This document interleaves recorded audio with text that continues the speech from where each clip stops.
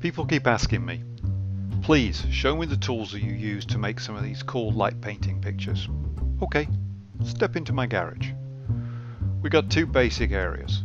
Over here on the bench, you can see all the basic tools that I assemble into making some cool tools.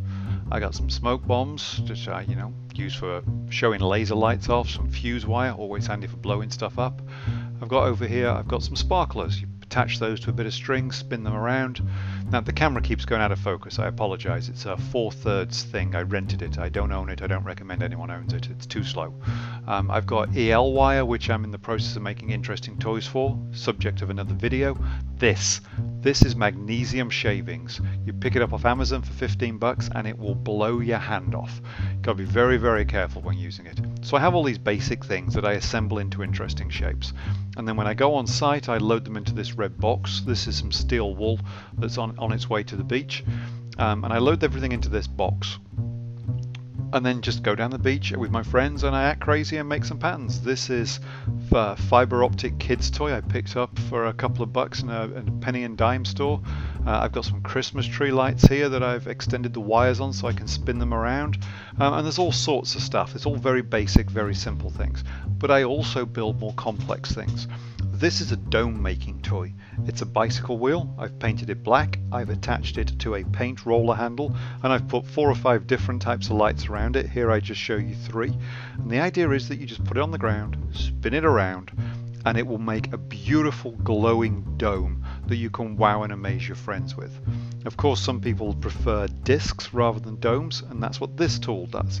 This is a light stand from a painter's rig. It's got a stick on it for spinning around. I've got 3 different coloured cool neon tubes attached to it, a white, a red and a blue, in addition to a flashing programmable LED stick that makes different patterns. You stand behind someone or along someone and you create really cool effects. This is Deanna in a mask and a gun. Those 2 things I'll show you later. Now we can be simple, you don't have to be complex. This is just some white Christmas tree lights in a square wrapped in printer paper. You put it on the ground, lift it up, and it will create you columns of light coming out of the ground. This is a stick, again on a paint roller, so that I can spin it if I want to, but it's just got some cold neon tubes on it, and I can stab and poke and twist and spin, and it makes kind of a cool effect. And I can change out the cool neon lights for different colours as I want. Now neon of course comes in ultraviolet if you want to, and I have all sorts of glow-in-the-dark toys that I can light up using this thing. Now lights are one thing, but you also require toys. So I've got all sorts of toys. I have coloured umbrellas that I put flashes in. I've got EL wire, as I already mentioned, in various lengths and various colours. And the idea of these is if you wave them around, just light this up here, there we go, light this up or wave it around on a long exposure, it turns into smoke, coloured smoke, or even coloured flames.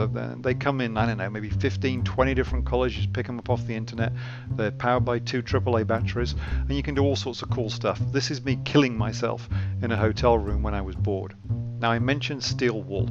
You put the steel wool inside one of these cages, you attach it to a wire, you set fire to it. Yes, steel does burn, scary stuff. And the effects are amazing. Check out this picture that my friend Eric span. Pretty cool, huh? Now I mentioned props. Guns are a good prop. People love guns. This gun has 2 lights on the front, and a blue light and a red laser. Of course, I've also got regular old lasers so you can draw stuff, and then I've got various goggles and masks. The masks are pretty awesome. They really make a picture from an ordinary guy with a bulb into something weird that's happening. And you pick them up at your local army surplus store for a couple of dollars. This one, I actually put lights in front of the eyes. It looks really cool in the picture, but when you're wearing it, you can't see bugger all. The effect, however, of behind the lens is pretty damn cool. Now, you'll have seen orbs glowing on beaches. This is how you make an orb. Get some lights on a bit of string, spin it around, walk in a circle. You probably thought I was going to do something clever, but really, all this lighting stuff is just really simple things done in a way that people don't expect. People expect you to paint. And when that happens, I've got a bunch of paintbrushes, or rather I've got a whole bag of flashlights that I picked up from the hardware store for $5.